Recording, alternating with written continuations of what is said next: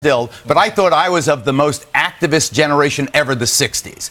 You look at the surveys, and the Higher Education Research Institute at UCLA, not exactly a radical institute, they say that it's twice as likely now that a student will identify as far left. It's not that you're a protester, you're a resistor.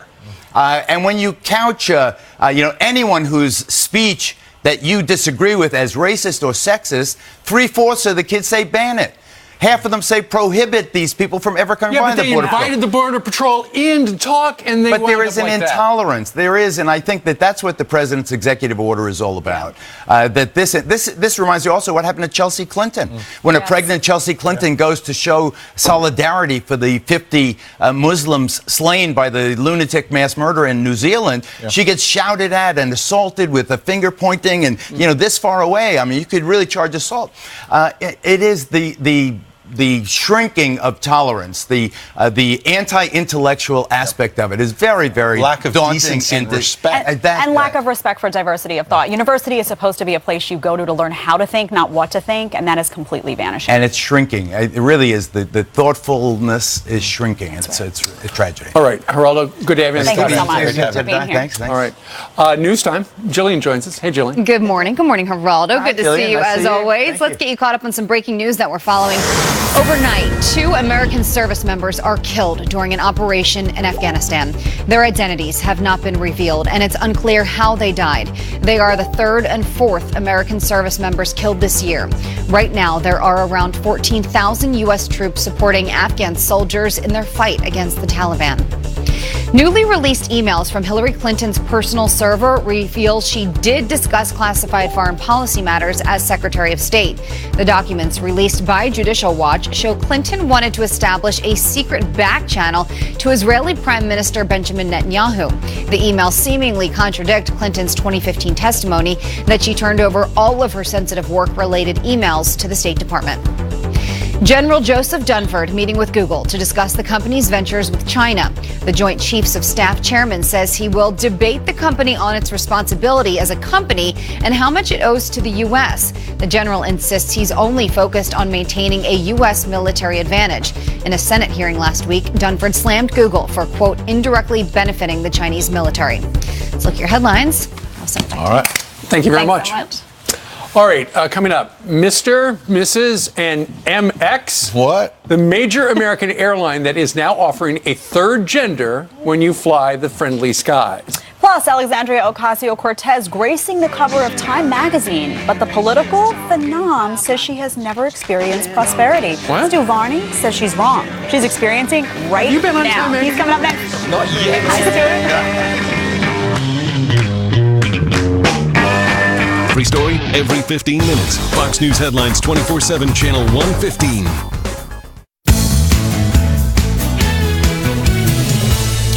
New York Congresswoman Alexandria Ocasio-Cortez gracing the cover of Time magazine, and many sharing many Americans her age have not experienced prosperity. She says, quote, "The America we grew up in is nothing like the America our parents or our grandparents grew up in. An entire generation, which is now becoming one of the largest electorates in America, came of age and never saw American prosperity. I have never seen that or experienced it really in my adult life," she says. The writer of that article, Charlotte Alter, agreed, tweeting, "Ocasio-Cortez and I were born the same year. She was a Dunkaroos kid. I liked fruit roll-ups. People our age have never experienced American prosperity in our adult lives, which is why so many millennials are embracing democratic socialism." All right, to react to these Ocasio comments, we've got Stuart Varney, host of Varney and Company on Fox Business. Good morning. What's a Dunkaroo?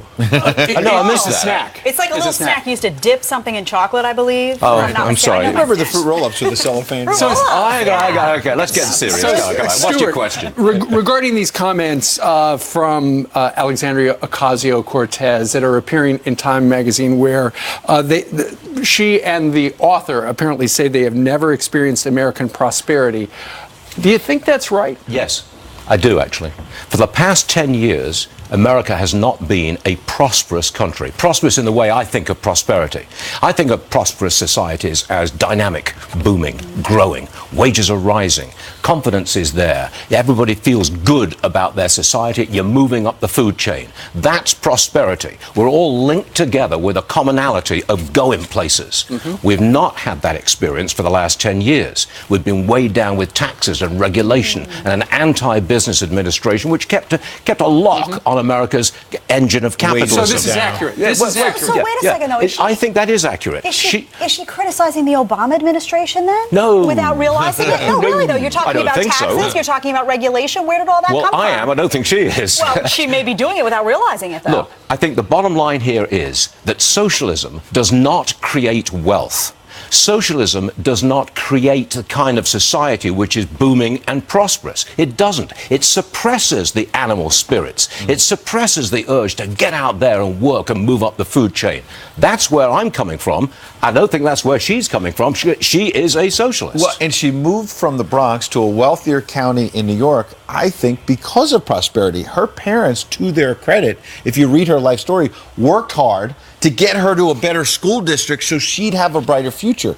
Isn't that more like prosperity and capitalism and less like socialism? Yeah, I'm agreeing with you. Right? Yes, yeah, I mean, I've got no problem with that. They pulled themselves up, to their credit. They did that. By their bootstraps. By the way, her mother promptly moved to Florida to escape the high taxes of New York State. Blame her? No comment on that one. Well, it's interesting because Ocasio-Cortez is so popular. She said yesterday, I'm not going to be able to take all the comments, so follow me on Twitter. I have outreach, and I go to all of these events as well. So see me at a town hall. Now, She's that popular. I think she was on a late-night comedy show last night. She was. And I think she was taking issue with some of the questions about the Green New Deal that President Trump was coming at it with. The Green New Deal is not expansive. It's not at all. It's a marriage of socialism and environmentalism. It's her Green New Deal, and it's not good for America. Tough questions. Always the enemy when you don't have the facts, Stuart. All right. Okay. Stuart's going to be over at Fox Business here in about 40 minutes talking about prosperity. Thank you, sir. You got it. Thanks. All right. Meanwhile, liberal policies turning Seattle into Free-attle, with homeless and drug use taking over the city. Our next guest is so frustrated he's running for city council to take on the problems. Thanks for you. First up, United is now the first U.S. airline to offer a third gender option in an effort to be more inclusive. Starting today, customers can identify as male, female, or MX. Genders must correspond with what's indicated on a person's passport or license stub. And a classic American novel could soon be removed from New Jersey classrooms. Democratic state lawmakers proposing a resolution to stop teaching The Adventures of Huckleberry Finn. What? From 1884. They say it's inappropriate since it uses racial slurs and depicts racist attitudes as well. All right. A new documentary warns Seattle is dying. It's a stark warning. They say liberal policies leaving the city a haven for homelessness and drug use. Prostitutes were working the woods. Drug addicts were working the woods. Our groundskeepers come in on Monday morning and they find everything from a weekend of fun, which is needles in the ground, crystal meth on the tombstones, other drugs, garbage. This shouldn't be happening in civilized society. Our next guest became so frustrated with the city that he decided to take matters into his own hands and run for city council. Board member of the B Corps Holum Cemetery, Ari Hoffman, took part in the documentary, and he joins us right now from Seattle. Ari, good morning to you. Good morning, and happy Shushan Purim to all your Jewish viewers. Well, thank you very much, sir. Ari, what happened to Seattle? What happened was the city council, the city elected officials failed our city. And they created a haven where it's okay for people to die on the streets through drug use and to live on the streets who have mental illness. They're not offering treatment solutions, and they're failing the people in the city. Yeah, but nobody wants that. Why do you say they brought that on? What happened was, through 2013, the homeless population was relatively stable. And then what happened after that was it grew about 150% per year because the policies they had enabled drug use behavior and enabled what you're seeing on the streets of Seattle. And it's just absolutely tragic that we have people who are living inside of a cemetery, that are dealing drugs outside of a cemetery, and that are running prostitution in a cemetery. But you see it on the streets all over Seattle. It's just tragic. How could Seattle and Washington State more broadly be the home of such massive, successful companies like Starbucks, Amazon, Microsoft, that all say they've got a social conscience? What are they doing about it? So actually, Amazon opened some locations for Mary's Place. Mary's Place offers homes for children and battered women shelters, things of that nature. They offer them so that those people have a place to go. Amazon tries to give back as much as it can. Other companies, such as Microsoft, are trying to build affordable housing in Seattle. They just announced that they're going to do $500 million worth of that. But at the same time, when there are millions and millions of dollars, billions of dollars, going to non-performing nonprofits here in Seattle that are supposed to be helping the homeless, you wonder where all that money's going. Yeah, Ari, that's one of the issues. It's not that there's no money there. It's that there's a misallocation of funds. So you're running for city council. Probably wasn't part of your plans originally, but you see this issue. You love Seattle. You want to save it. What would you do to save Seattle?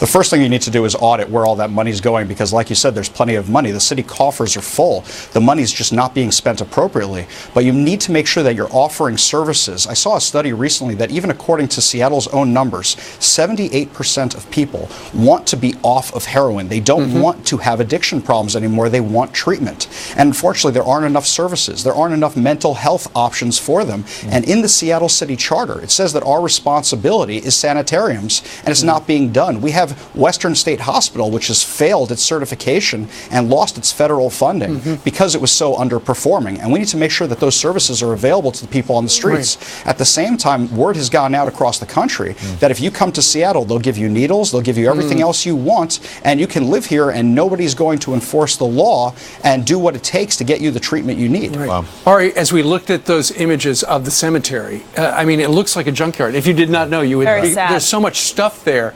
What happens on days when there is a burial? How do you get around that?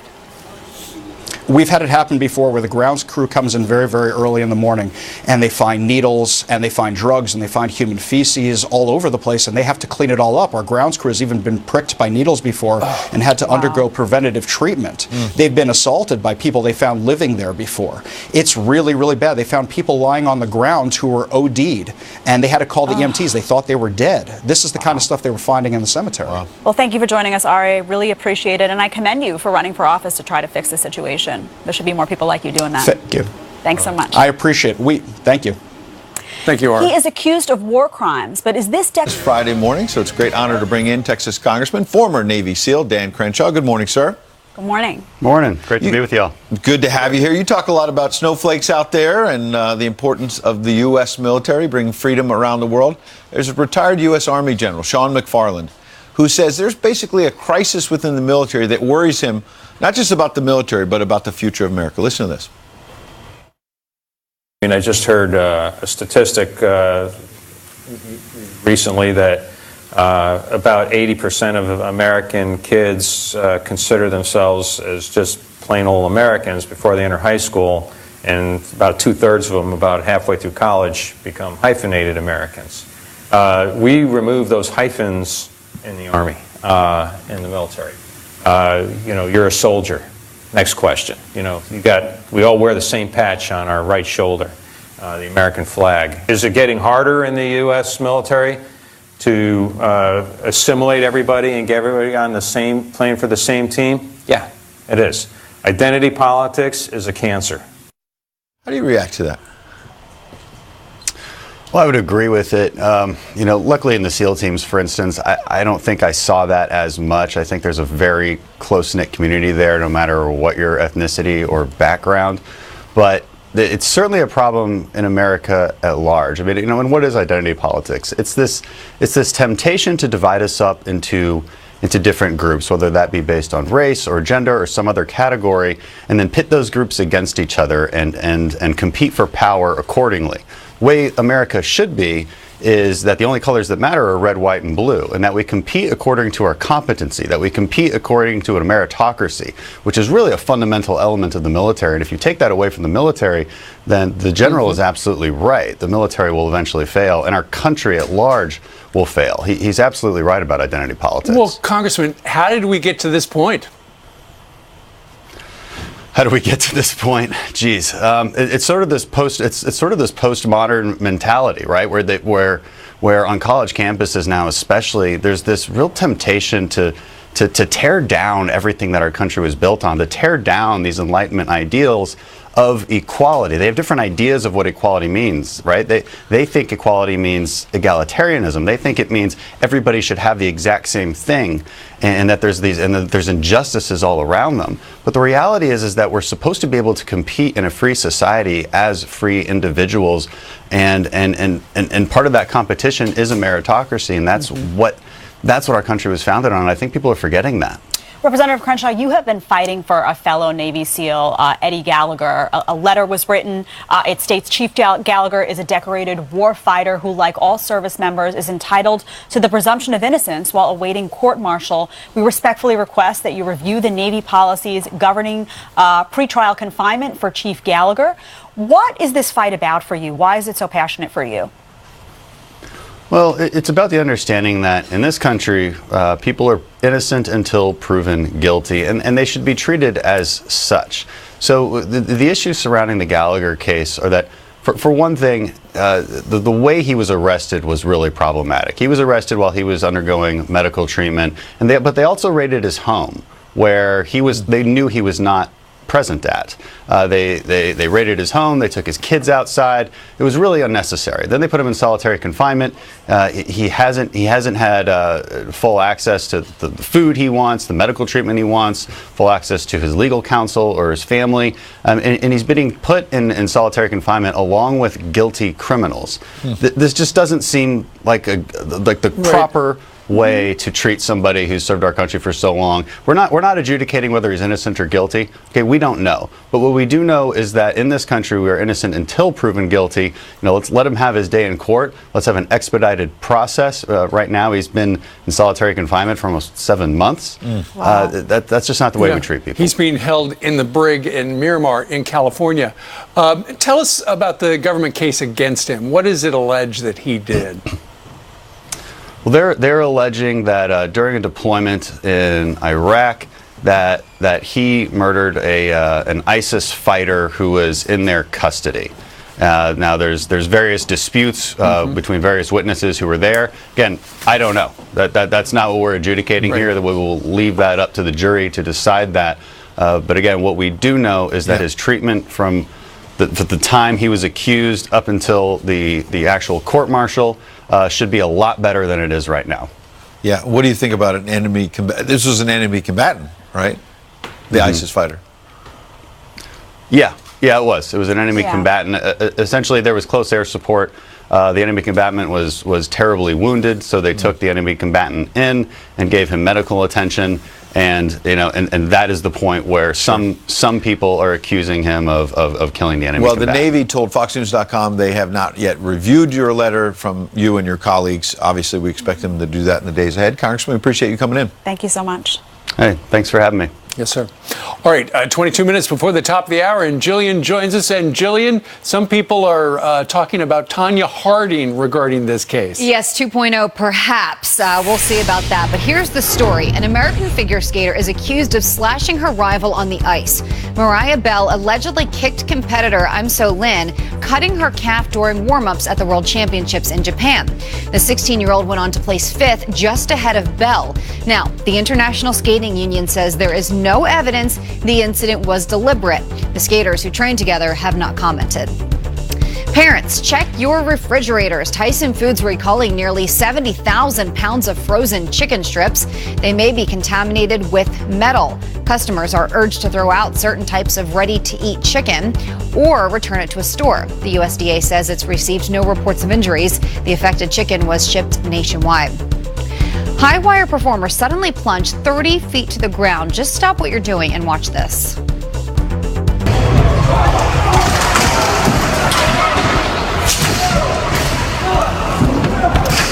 So that happened to Daredevil Nick Walenda's crew 2 years ago in Florida, but the video was just released. Doctors say it was a miracle everyone survived. It's not clear why authorities released the video from a rehearsal. Yikes. Scary, though, to see that, huh? It is remarkable nobody got seriously hurt. All right. Thank you, Jillian. Now it's time for Janice Dean, who's got a, what did you refer to it? It's some sort of a low over us. Right, it's a coastal low A coastal or a low. nor'easter, but I don't like to say nor'easter because everybody's like, oh, big snow. Now, some areas in the interior Northeast will see a snow event. Along the coast, it's a little bit too warm for snow, but I'll tell you, just north of New York City, we're getting some snow. So we'll have to see. There's your forecast temperature. The bulk of the heavy snow is going to be across New England, upstate New York, where they could easily get 6 to 12 inches of snow. It's March. Sometimes it happens, and then the temperatures are going to drop behind this. There's your additional precip. Again, along the coast, mainly rain, but we could see some good snow, some good springtime snow for skiing maybe. There's your forecast today across the central U.S. Dry, but we are dealing with more rain in the forecast for areas that are flooding. Iowa, Nebraska, Wisconsin, down towards the Mississippi River Valley, and another storm system moving into the West Coast. The spring flood risk is going to be something we're going to be talking about in the next couple of weeks because of all that historic flooding that we've been covering across Nebraska, down towards the Missouri and the Mississippi River Valley. So that's something we're going to have to watch in the next couple of weeks. But you know, Janice, it looks like your forecast for Florida, though. You know what today's forecast for Florida is? Mostly sunny. Exactly right. I've heard something about that. Steve. Just the hashtag all day long. That's all. It's a great book. Thank you. Available everywhere. Thanks, Janice. Coming up, 2020 presidential candidates skipping out on a major pro-Israel conference. Is this another sign of their bias? A member of the Trump advisory board on that coming up. And Colorado former Governor John Hickenlooper feeling the heat after he said this. But how candidates feel about certain things. Yeah, well, Cory Booker about a week or so ago came out and said, yeah, I'm just saying it up front. I'm going to pick a woman as the VP. And a lot of people have been wondering, should you wait a little bit, first of all? And second of all, should you do it not based on gender, but should you do it based on qualifications? Yeah, well, John Hickenlooper was faced with that dilemma Wednesday night, CNN Town Hall. Take a listen to this exchange. Governor, some of your male competitors have vowed to put a woman on the ticket. Yes or no? Would you do the same? Well, again, of course. But how come we're not asking more often the women, would you be willing to put a man on the ticket? Well, the question was fair. Totally. And the answer that he gave apparently was not exactly what a lot of people thought he should say, gauging the media reaction in this montage. John Hickenlooper's answer about the possibility of a female running mate sparking backlash. I don't know what the heck he was talking about. There are a lot of Democrats who feel that women haven't been given their just due. So when Hickenlooper says things like that, he's basically dismissing those concerns. Craig, I don't even know how to reply to that. I mean, 45 presidents have been men. I mean, I think that speaks for itself. I think it's just one of those answers that you really groan at. I certainly did when I saw it. I think I'm going to send Governor Hickenlooper a copy of those placemats with all the president's faces on them that are all men. So they assumed he was being sexist. I actually think he was being the opposite. They're like the gift that keeps on giving, the media. He was trying to say that a woman could be at the top of the ticket, so you might wind up having to ask her, hey, are you going to pick a guy? He was also saying, perhaps, or maybe this is me saying this, don't necessarily pick a woman just because it's a female. We're supposed to be looking for the best people for the job here, people. I just think it's hysterical that even when it comes to someone that's not of their, that is of their political ideology, in line with most of the media, they look at this and they got to criticize it. They got to run to the isms. Well, got to be sexist. Mark Stein was on with Tucker last night, and he put it pretty well. He said, stay woke. No matter how woke you are, you can be out-woke by the next guy in the Democrat nominating process. I mean, basically, Hickenlooper doesn't get it. He made the same mistake as, I think it was Martin O'Malley saying, oh, all lives matter, or whatever it was, four years ago. Instead of Black Lives Matter, he said all lives matter. Hickenlooper's got it wrong here, because it's not about should a woman put a man on the ticket.